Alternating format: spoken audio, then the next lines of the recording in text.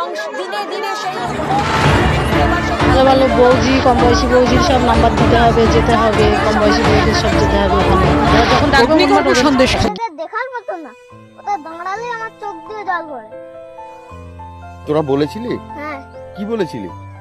আমরা বলেছিলাম যে আমাদের আর একটা মাস সময় দাও, আমরা ধানটাকে পুরো ঝাড়িয়ে নে, তার উপর তুমি চাপারও করবে।